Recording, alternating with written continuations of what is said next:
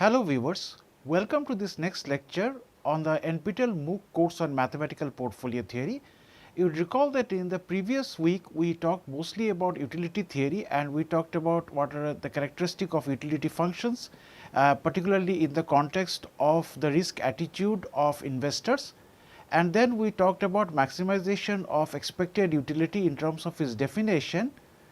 And we talked about the two important concepts extending the basic definition of utility, namely absolute risk aversion and the relative risk aversion. And we looked at some common examples of utility functions in the context of the preceding discussion on the properties that risk neutral or risk averse investor who is also a rational investor, and we tabulated those properties. And then we were planning on moving on to the next discussion on using utility theory in the context of portfolio optimization. So, that is the topic that we are going to start off in today's lecture.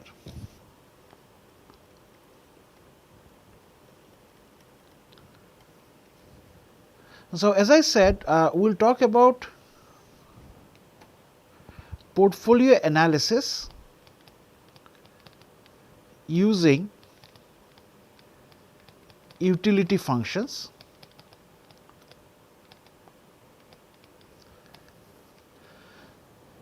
So, when we talk about utility functions, this is something investor specific, and so we say that we let the investors utility function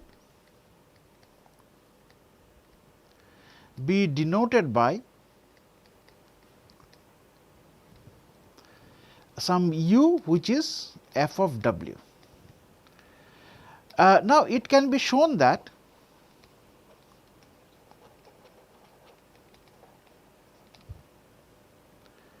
the expected utility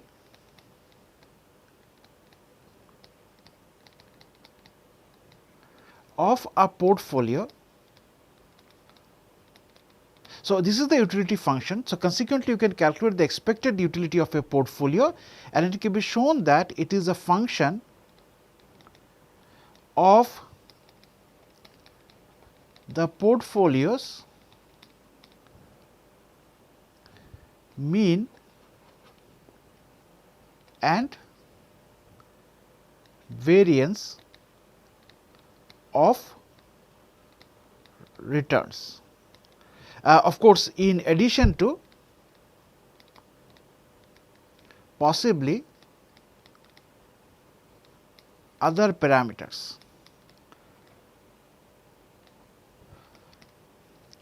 So, in other words, the expected utility becomes a function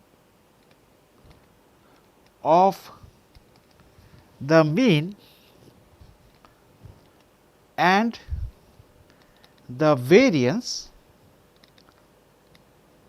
of the wealth W. So, let me be more specific with this result, which gives a quantitative formulation of this. So, the expected utility of the wealth, this can be shown that as the function of the expected wealth plus f double prime of expected wealth divided by 2 factorial into sigma w square. So, the expected utility, which is E of E w, is a function of the mean, which is this, and variance, which is this term, of the wealth W. Alright, so now by looking at the form of the result, one can immediately guess that this has been derived making use of the Taylor series. So, accordingly, we take the Taylor series expansion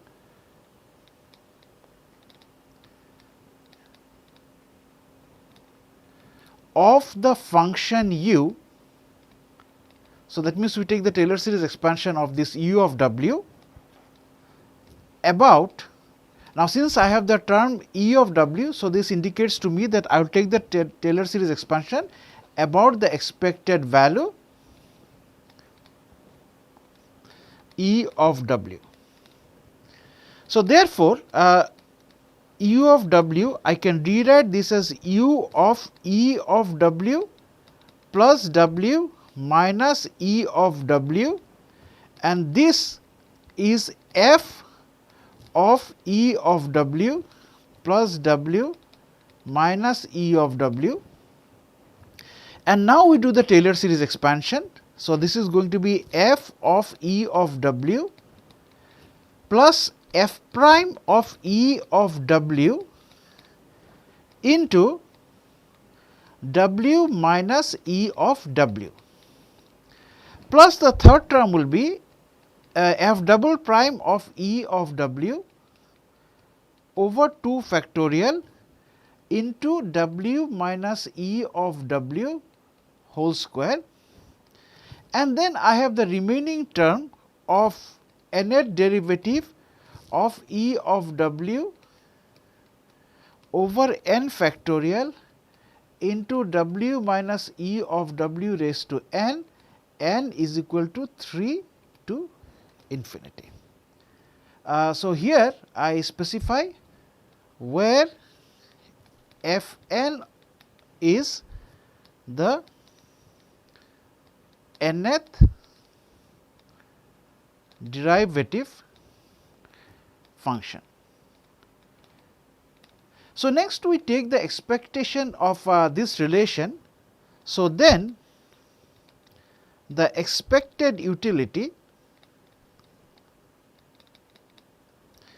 is E of U of W is equal to F of E of W. So, here W is basically the deterministic wealth level. So, its expectation is going to be F of E of W plus F prime of E of W, which again is a deterministic quantity. So, and within bracket I have expected value of W minus E of W plus F double prime of E of W over 2 factorial into expected value of this term here W minus E of W square plus summation n is equal to 3 to infinity. This term remains as it is. So, the nth derivative evaluated at E of W over n factorial, and then we have expectation of W minus E of W raised to n.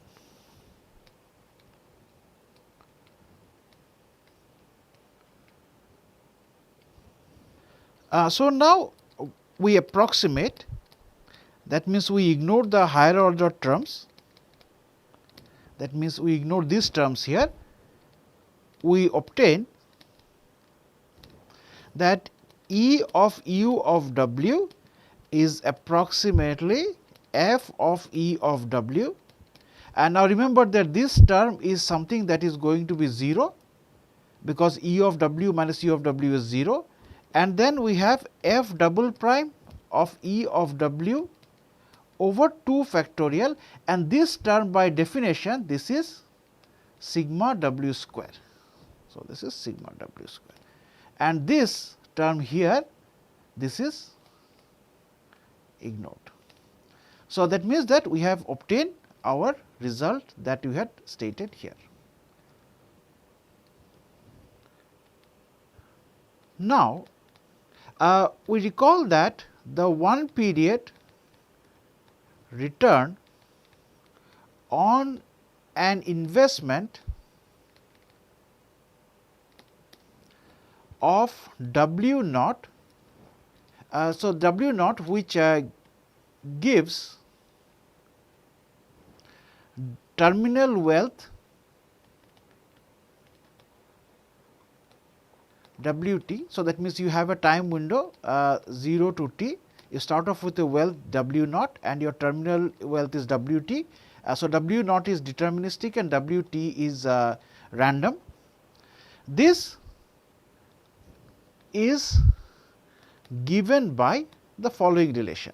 So, this will be W t minus W naught over W naught, and I will denote this by R p. So, therefore, E of W t from this relation is W naught into 1 plus E of R p,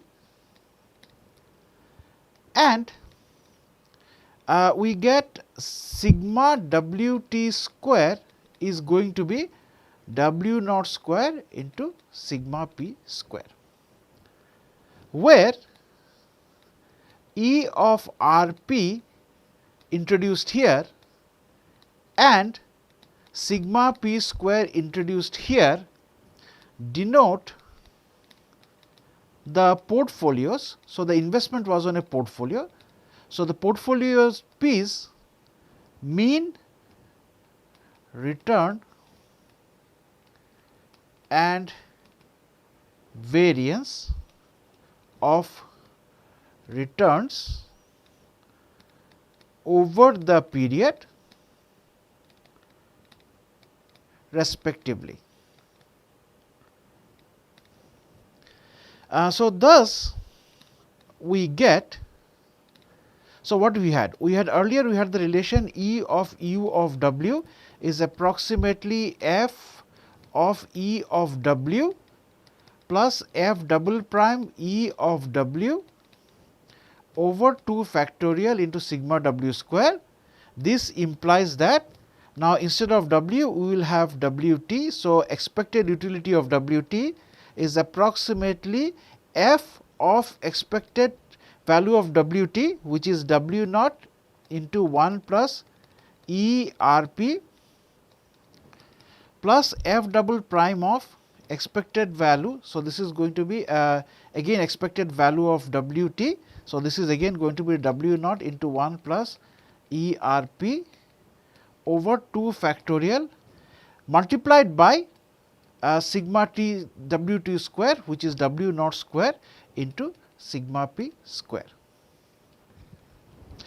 So, now we can say that since W naught is a given constant, the expected utility of the terminal wealth. So, this is the utility of the terminal wealth W t, and this entire term is then going to be the expected utility of the terminal wealth. This is a function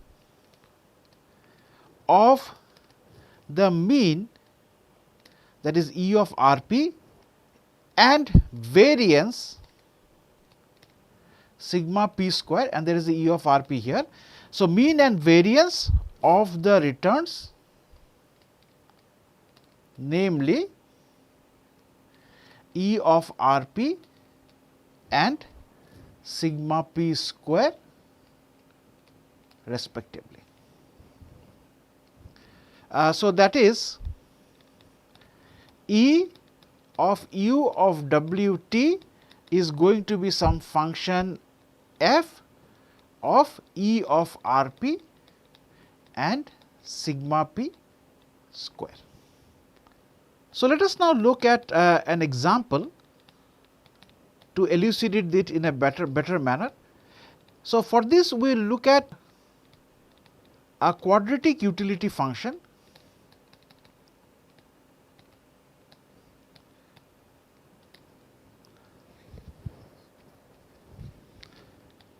So, let U of W be given by some beta of W minus gamma W square, where as indicated in the previous class, these coefficients, that is the parameters beta and gamma, these are positive constants. So, therefore, U of W t is going to be beta of W t minus gamma of W t square. Now, this can be written, remember W t is nothing but W naught into 1 plus R p. So, I am replacing W t with the beta term minus gamma into W naught into 1 plus R p square, and this can be written as A plus B R p minus C R p square.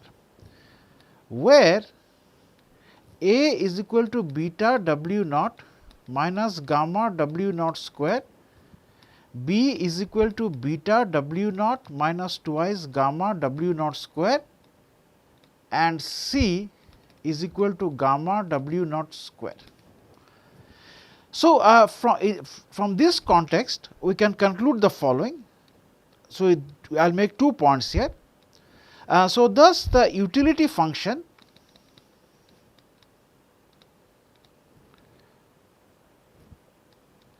that are quadratic in W t. So, that means if I consider the quadratic utility function, then they are also quadratic in R p. So, this term here. And secondly, also expected utility of the terminal wealth. What is this going to be? This is going to be, for the quadratic utility function, this is going to be beta W t minus gamma W t square, and by the linearity property this is going to be beta into E of W t minus gamma into E of W t square, and this can be written as beta of E of W t minus gamma into E of W t square plus sigma W square. So, what I have done here is I have made use of the fact that sigma W square is going to be E of W t square minus E of W t whole square. So, I have just made use of the fact that sigma W square is E of W t square minus E of W t whole square. So, therefore, the portfolio analysis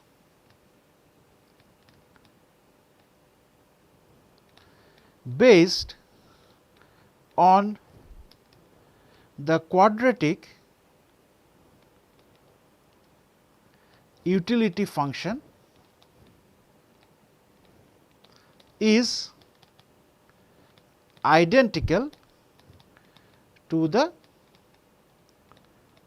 standard mean variance analysis. So, this means basically, for example, if I am trying to maximize the expected utility, then this would be the same as minimizing the sigma W square, for example.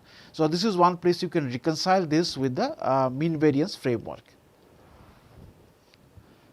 So, next we come to our normally distributed returns.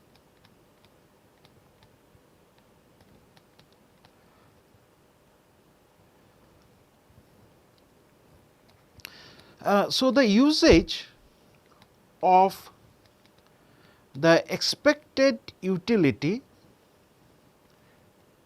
approach results in the investors maximizing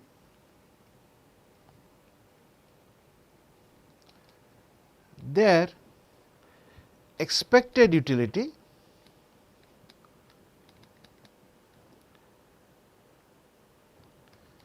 even in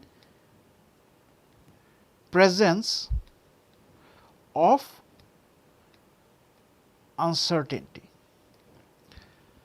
So, suppose that for a portfolio P, the number of outcomes is discrete, then its expected utility is which will denote by expected utility of W p. This is going to be summation of the utility of the terminal wealth in the ith scenario into the corresponding probability of the terminal wealth in that scenario, where I have considered that there are k scenarios or k possible outcomes. So, where k is the number of possible outcomes and W t superscript I is the terminal wealth in case of the ith outcome, and P I W t of I is the probability of the ith outcome. So, this means that I have a k number of outcomes which I will designate it as I equal to 1 to k. Then the terminal wealth level for each of those ith outcomes will be given by W t superscript I, and U of W t superscript I will be the utility, and the corresponding probability of the ith outcome is be denoted by P I of W t of I.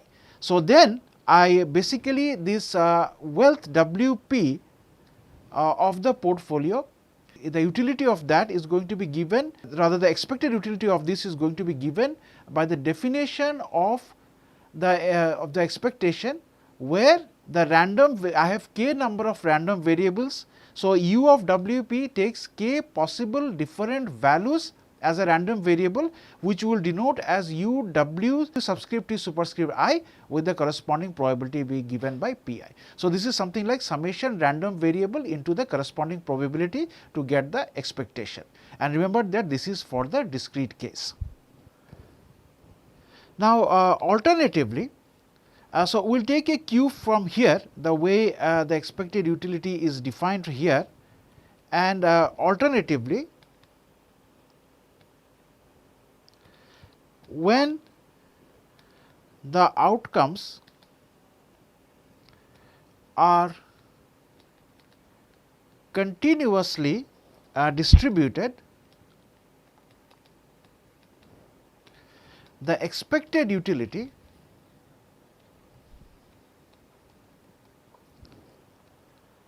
is given by expected U of W p.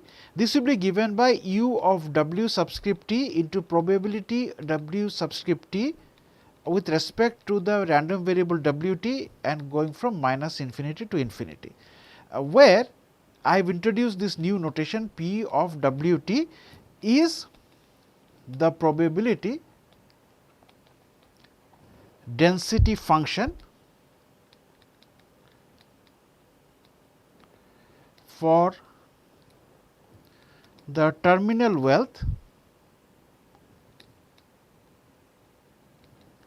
associated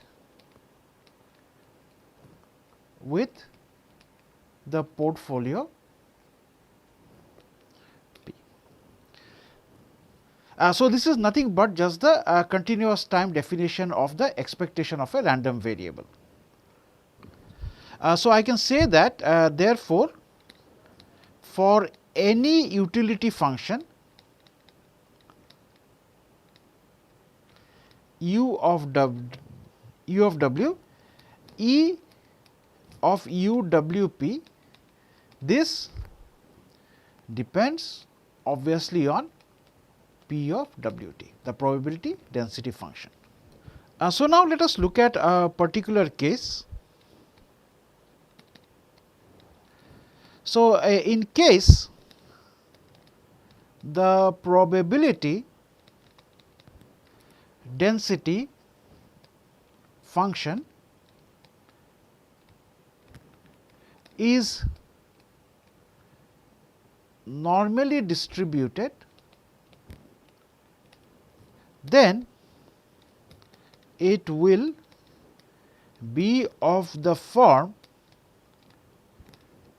P of W t. Remember that W t here is a random variable, is equal to 1 over square root of twice pi sigma of w subscript t into exponential of minus of w t minus e of w t square over twice sigma square w t.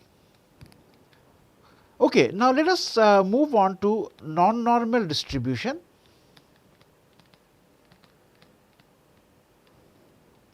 of returns. So, let me first begin with a motivation for this. So, I state that there is empirical evidence, that means data based evidence, that asset returns are not normally distributed. It has been observed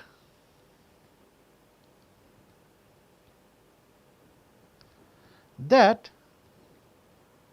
the unconditional distribution of asset returns have non-symmetric, highly peaked and longer tail characteristics.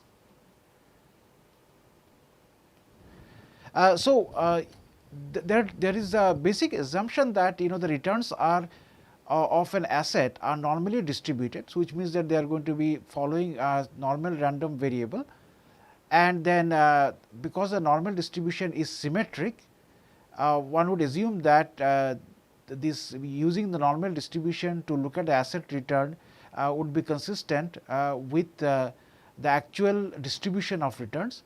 However, in practice, when you look at the returns and you look at the if you plot the histogram and then smoothen it out, then you notice that there are certain characteristics that are exhibited by the actual empirical data that are not consistent with the normal distribution, and I have identified 3 of them here.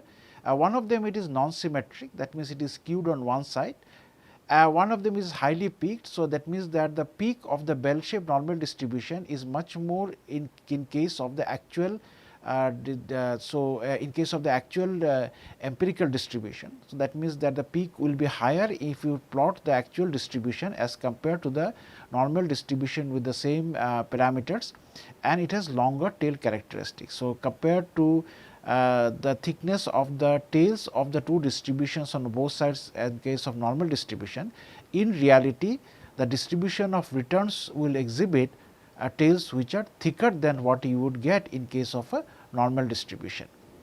Okay, so next what we will do is that we will enumerate some of the distributions which are not normal, but which are closer to reality in terms of fitting what is going to be this non-symmetric and highly peaked and longer tail characteristic that are exhibited by the returns.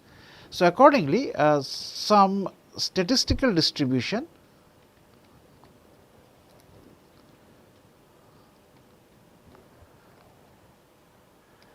that capture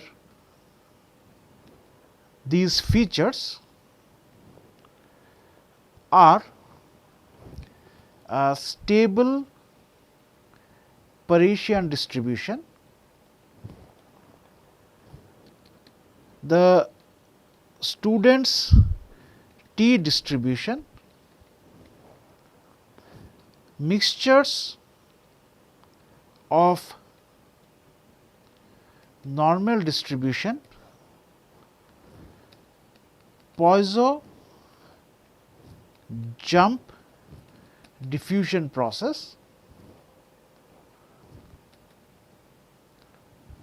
and finally log normal distribution, and we are going to discuss this log normal distribution in a little more detail.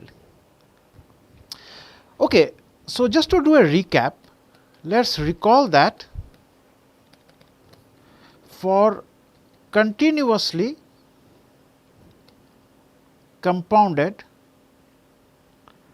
return, what did we have? So, we had that if the rate of return is say R t dot, and if the interest payments are happening m times in a year, then the compounding factor is going to be 1 plus R t dot over m raised to m. And if you want this to happen in compounding happening in a continuous manner, you would recall that we had let m tends to infinity, and this gave us limit as m tends to infinity 1 plus R t dot over m raised to m over R t dot, and the whole thing raised to R t dot, and this limit came out to be e raised to R t dot. Now, remember, so let us see this in the context. So, this means that if you start off with an amount p naught, then you will basically get your p t to be equal to p naught into e raised to R t dot. But in order to ascertain the return is going to be given by a rate R t, so that p t becomes p naught into 1 plus R t. So, therefore, we can write that e raised to R t dot. So, equating these and these two terms and cancelling p naught, we will get e raised to R t dot is equal to 1 plus R t, and here R t is the holding period return. Okay, so therefore, we can say that this R t dot, so from this expression, this is going to be equal to the log of 1 plus R t. And what was R t? So, if you start off with instead of p naught and p t, so when we are talking about holding period return, so we are actually considering some interval p t minus 1 to p t. So, we start off with, so actually I should be, let me just correct this for consistency, let me write p t minus 1, let me write this say p t minus 1, and I write this as p subscript t minus 1. Okay, so this means that my R t is simply going to be equal to p t minus 1 over p t minus 1. All right.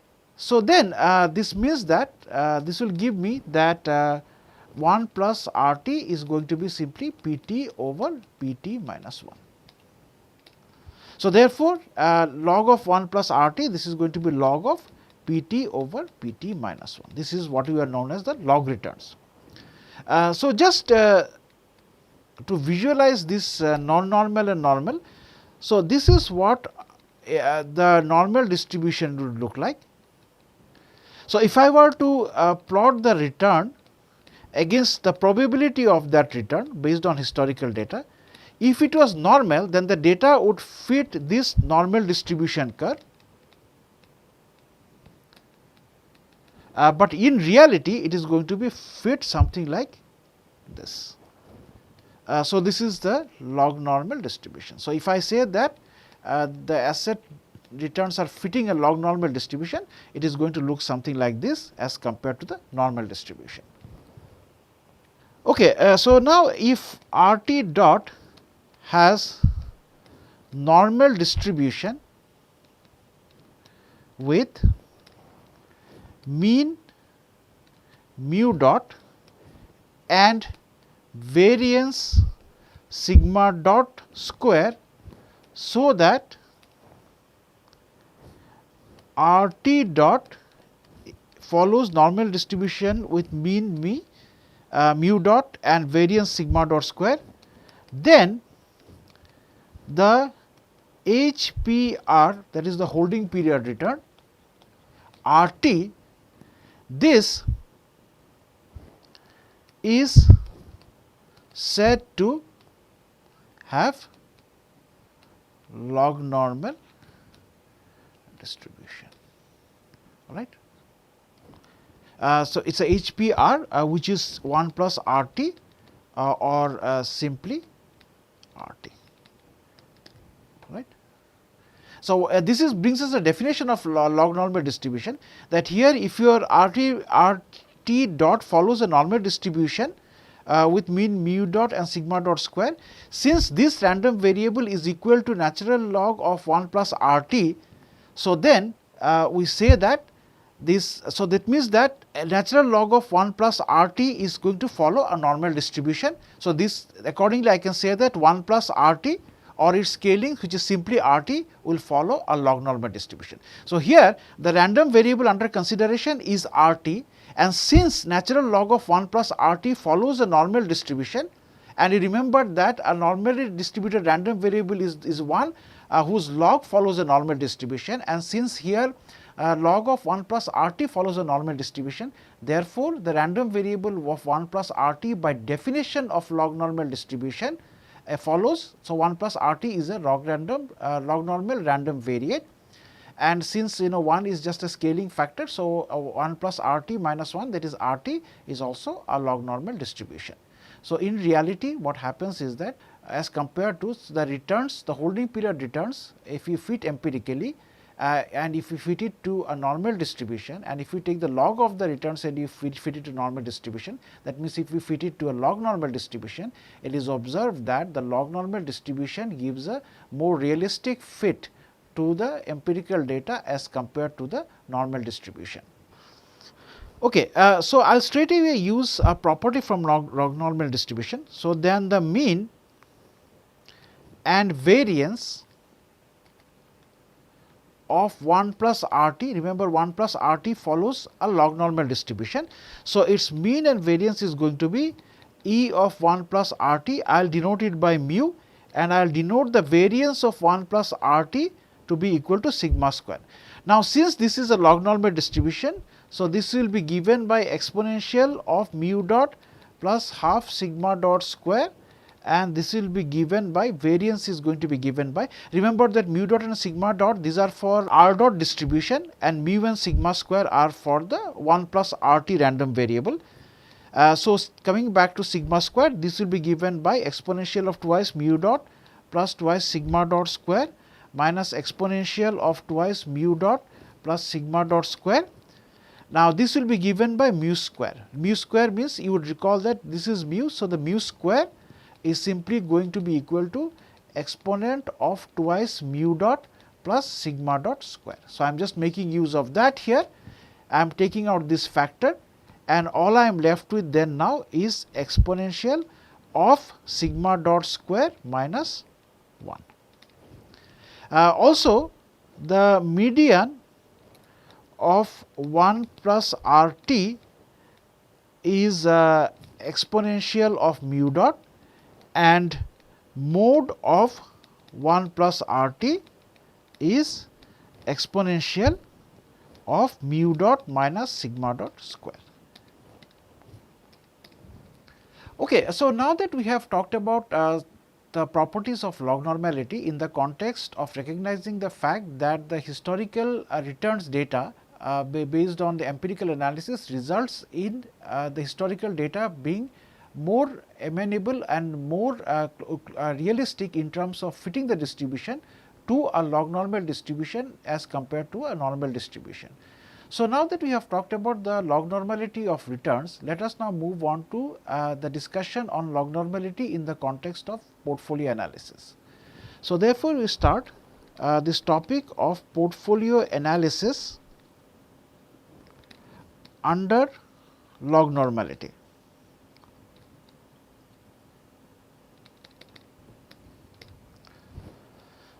Okay, so for this let us assume that the returns are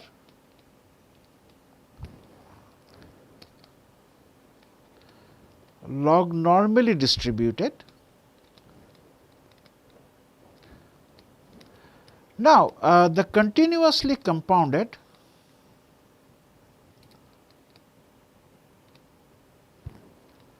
return R t dot can be converted to the standard normal random variate. What is this? This is z subscript t, which is R t dot minus mu dot over sigma dot, and this follows a n01 distribution. Remember that your RT dot, that is the continuously compounded rate, followed a normal distribution with mean mu dot and sigma dot square. So, I have just done the transformation, we have already, or standardization. So, just recall the concept of standardization when we had introduced aspects of probability theory. Okay, so this conversion or standardization renders the portfolio analysis much simpler. So, it makes the analysis much simpler. Now, RT dot, so we come back to RT dot is ln of 1 plus RT, that is natural log of 1 plus RT, and remember from here our RT dot can be written in terms of mu dot and sigma dot. So, RT dot is going to be mu plus sigma zt. So, this is going to be mu dot plus zt dot sigma dot, and so therefore, Wt, which is equal to W naught. So, I will now drop subscript t. So, Wt, which is equal to W naught into 1 plus R, remember this R is basically for the holding period return. This is going to be equal to W naught into e raised to R dot, which is the continuously compounded return, and this R dot from here I will get this to be W naught is equal to e raised to mu plus z sigma dot, mu dot plus z sigma dot. So, accordingly, to maximize the expected utility of the terminal wealth,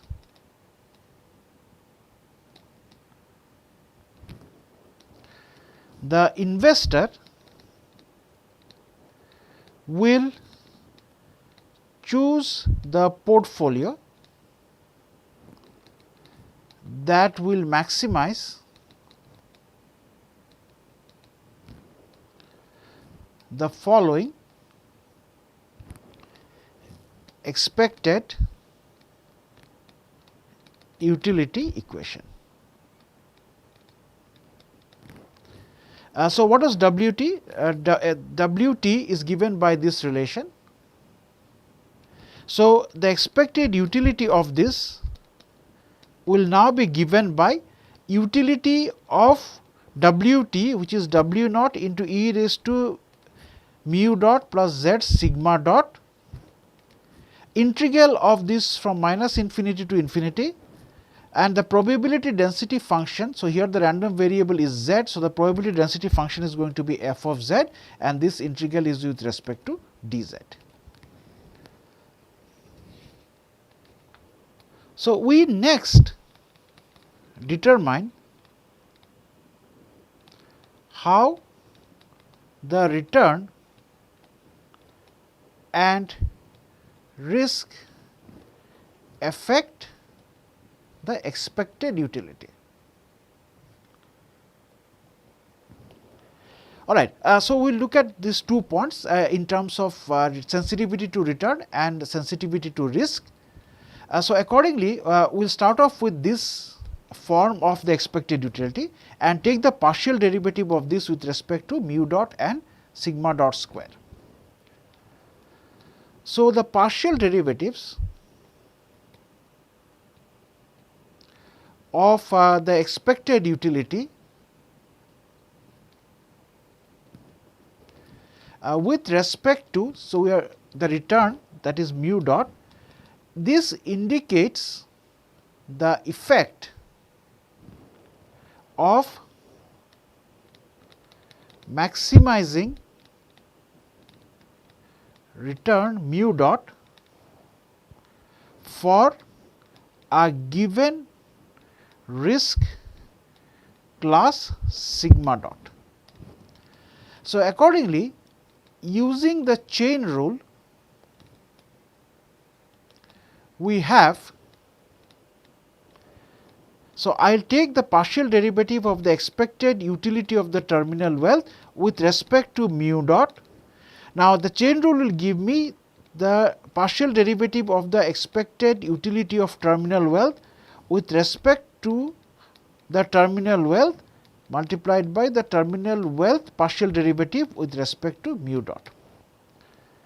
Now, this is going to be given by, so first of all let me look at this term. So, I will take this partial derivative with respect to w t. So, I will take the partial derivative of this with respect to w t under integration sign. So, this will give me minus infinity to infinity del u w t over del w t into w t into f of z d z. Now, here we have used del w t del mu dot is equal to w t. Alright, so basically we have done the differentiation under integration sign, which takes care of this, the partial derivative of this, and then f of z dz remains, and then for the remaining term here I have made use of this relation out here. Okay, also we note that f of z being a probability density function is greater than 0, as well as del u del w t partial derivative of u with respect to t. Remember, the partial derivative of first derivative of the utility function is always going to be positive for a rational investor. So, accordingly this term is positive, this term obviously is positive, and f of z is always positive. So, this means that since all the terms are positive, so this is always going to be greater than 0. Alright, so now we come to the next point. So, the second point is we take the partial derivative now with respect to the sigma dot. So, the partial derivative of expected utility with respect to sigma dot indicates the effect of minimizing sigma dot for a given mu dot. So, again using the chain rule,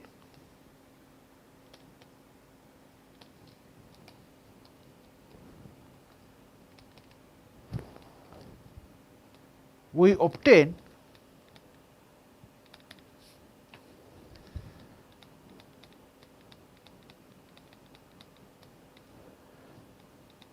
the partial derivative of the expected utility of terminal wealth with respect to sigma dot. This again as before is going to be a partial derivative of the utility of the expected utility with respect to the wealth, and then we take the partial derivative of the wealth with respect to sigma dot, and this turns out to be integral from minus infinity to infinity del u del w t into del w t into w t z f of z dz. So, this is the same as before, except that now we will have this additional z here, and this can be, so which can be negative, positive or 0, right. So, remember that this is positive and this is positive, but we cannot, depending on what your z is, this entire term here can either be negative, positive or 0. Okay, so this brings us to the end of this lecture. So, just to do a recap, what we did today is that we looked at the portfolio theory in the paradigm of utility functions, and in particular what we did was we looked at an example of a quadratic function, quadratic utility function, and then we talked about the expected utility and its maximization, and we looked at a particular example where we motivated why a log normal distribution is a better fit to through the return distribution of any particular asset during the holding period return, and we looked at the sensitivity of the expected utility of that in terms of the expected return and variance of a continuously compounded convention being used. So, in the next class we will continue our discussion on portfolio theory in the context of utility functions, and then we will move on to looking at certain criteria analogous to the mean variance criteria, but extended in this case to the non mean variance framework. Thank you for watching.